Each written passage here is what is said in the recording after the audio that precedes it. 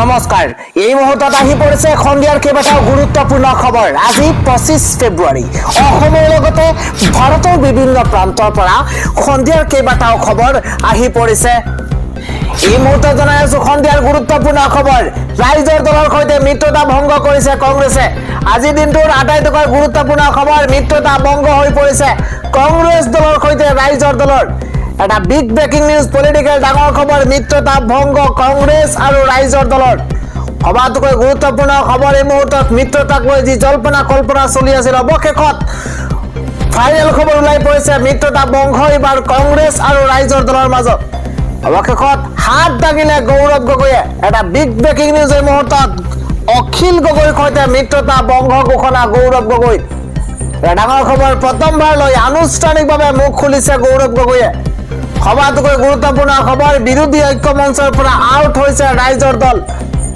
মোৰ শক্তি কমি আহিছে বুলি মন্তব্য কৰিছে গৌৰৱ গগৈয়ে কেৱল সিমানেই নহয় মোৰ মনটো আগৰ দৰে হৈ থকা নাই এই মন্তব্য কৰিছে গৌৰৱ গগৈয়ে ৰাইজৰ দলে বিচৰা ধৰণে আসন দিবলৈ সাজু নহয় কংগ্ৰেছ আমি নিলম্বন কৰা মানুহ অখিল গগৈয়ে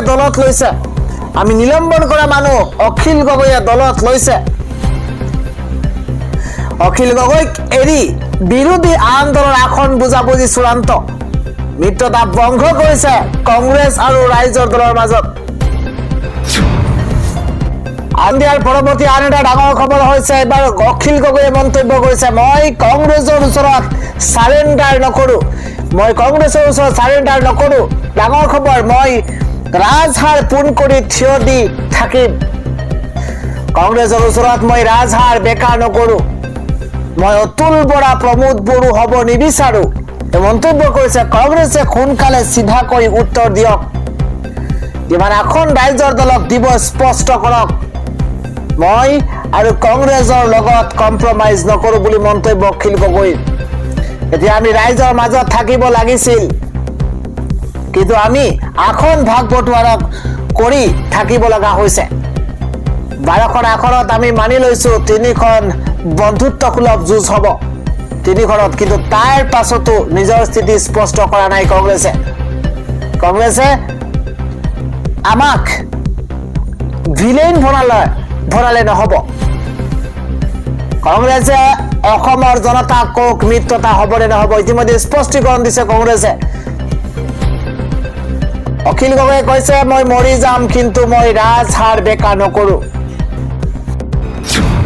এইদৰে পুনৰ গৰজি উঠিছে ৰাইজৰ দলৰ সভাপতি অখিল গগৈ আন এটা ডাঙৰ খবৰ জুবিন গাৰ্গৰ ন্যায় বিচাৰি এবাৰ উত্তাল হৈ পৰিছে দিছপুৰ আজিৰ দিনটোৰ আটাইতকৈ ডাঙৰ খবৰ জুবিন গাৰ্গৰ ন্যায় বিচাৰি এবাৰ উত্তাল হৈ পৰিছে গুৱাহাটীৰ দিছপুৰ এটা ব্ৰেকিং নিউজ জনোৱাৰ চেষ্টা কৰিছো অসমীয়া যুৱ মঞ্চই কঁপাই গৈছে দিছপুৰ জুবিন গাৰ্গৰ ন্যায় বিচাৰি এবাৰ উত্তাল কৰি তোলা হৈছে আৰক্ষীৰে হতাহতি লিপ্ত হৈছে অসমীয়া যুৱ মঞ্চ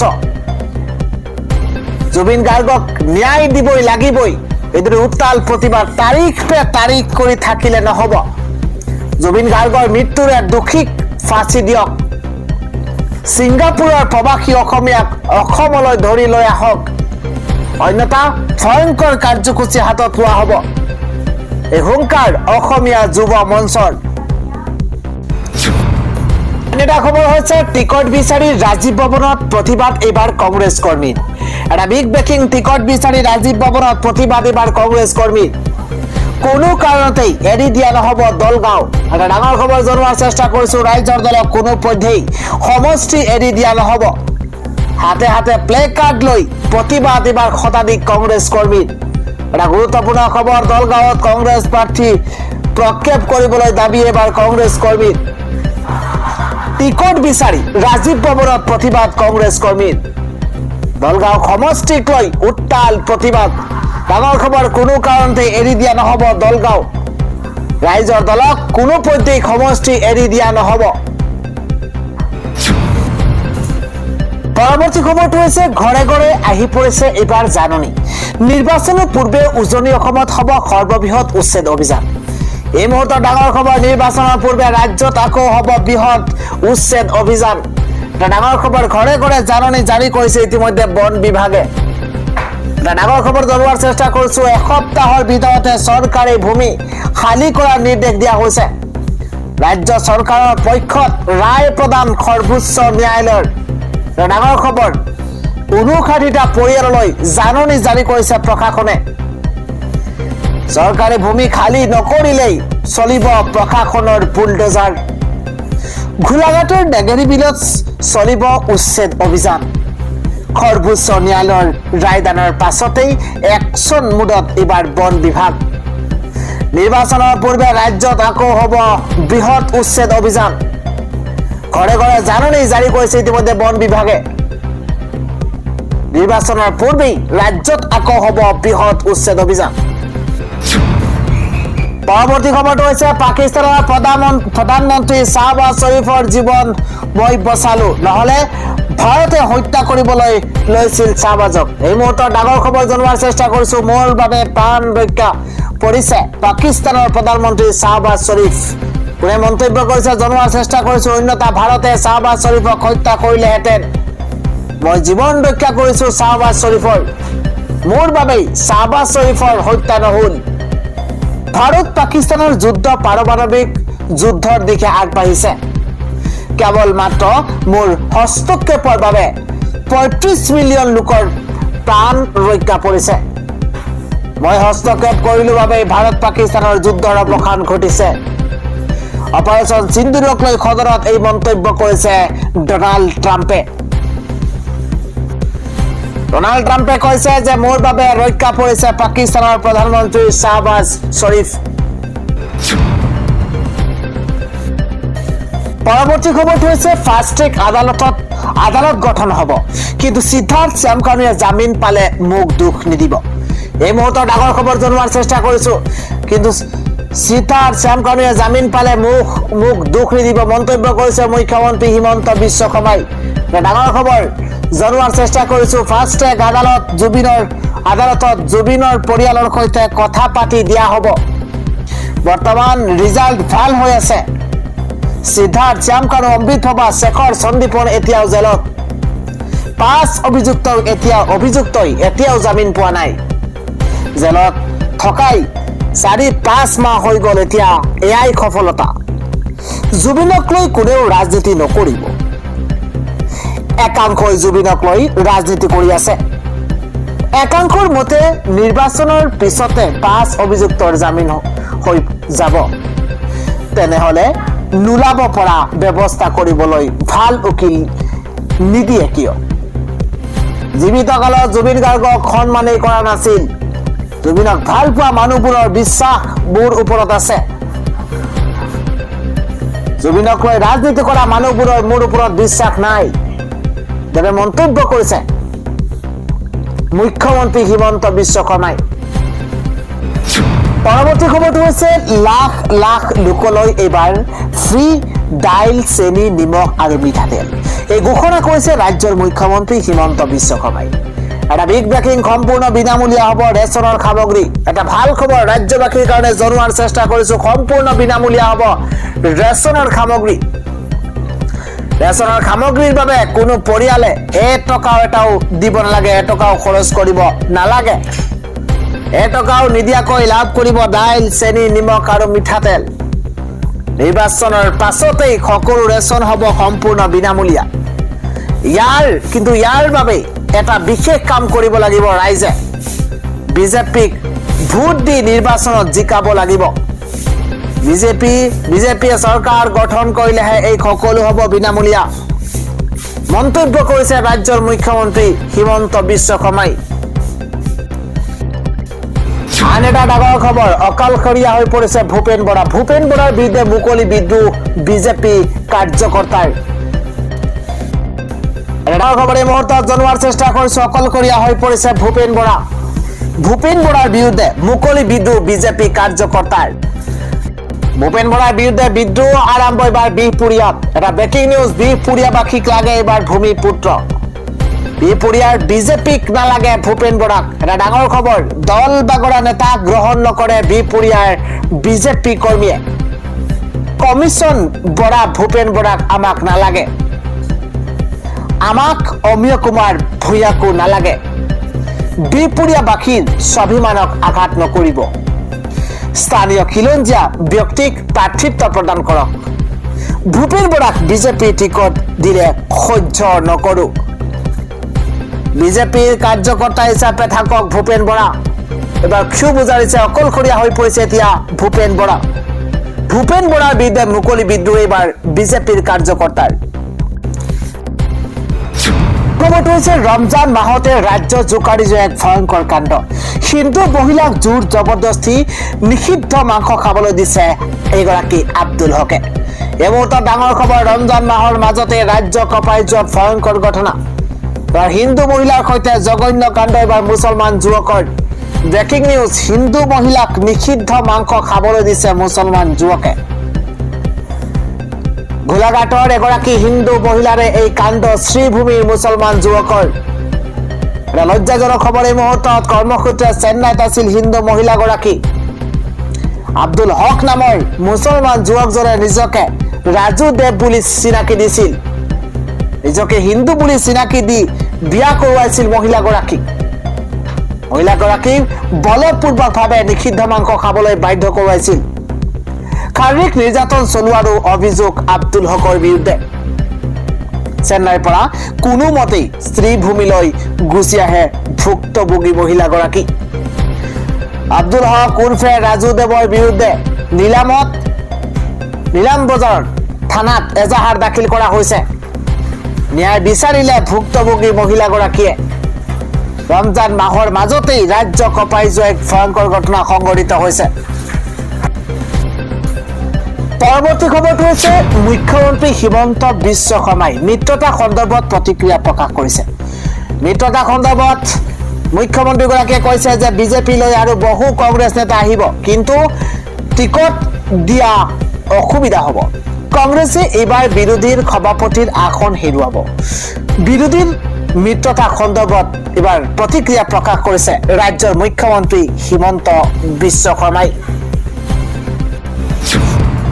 আগবাঢ়িছো পৰৱৰ্তী খবৰ। মুখ্যমন্ত্ৰীয়ে ইচ্ছাকৃতভাৱে জুবিনদাৰ মৃত্যুৰ গোচৰটো লেহেমীয়া কৰিছে। গৰিমা বড়োৱে কান্দি কান্দি কৈছে বিশেষ আদালত গঠন কৰিবলৈ, কিন্তু চৰকাৰে নুশুনে। আইনজ্ঞ ৰাইজ সকলোৱে কৈ থকা কথা চৰকাৰে নুশুনে। জুবিন গাৰ্গৰ ৰহস্যজনক মৃত্যু ন্যায়ৰ দাবীত মেঘদূত ভৱনৰ সন্মুখতে ছাত্ৰ মুক্তি সংগ্ৰাম সমিতিৰ তৰফৰ পৰা উত্তাল প্ৰতিবাদ। আন এটা খবৰ হৈছে চালানী হটাও সমষ্টি বচাও। ভূপেন বৰাই বিজেপিত যোগদান কৰাৰ পাছতে বিপুৰীয়াত উত্তাল প্ৰতিবাদ। বিপুৰীয়াৰ বটীত উত্তাল প্ৰতিবাদ একাংশ বিজেপি কৰ্মী। ভূপেন বৰাই বিজেপিত যোগদানৰ পাছতে অসন্তুষ্ট বিপুৰীয়াবাসী। ভিন্ন শ্লোগানেৰে উত্তাল প্ৰতিবাদ সাব্যস্ত কৰা হৈছে। পৰৱৰ্তী খবৰটো হৈছে ৰীল প্ৰতিযোগিতা পাতিব এইবাৰ বিজেপিয়ে। ৰীল বনাই পাওক আপুনি 2 লাখ টকা পৰ্যন্ত। এই মুহূৰ্তত ডাঙৰ খবৰ, ৰীল বনাই ভাল পোৱা লোকৰ বাবে অত্যন্ত সুখবৰ আহি পৰিছে। সামাজিক মাধ্যমত ৰীলৰ প্ৰতিযোগিতা পাতিব এইবাৰ বিজেপিয়ে।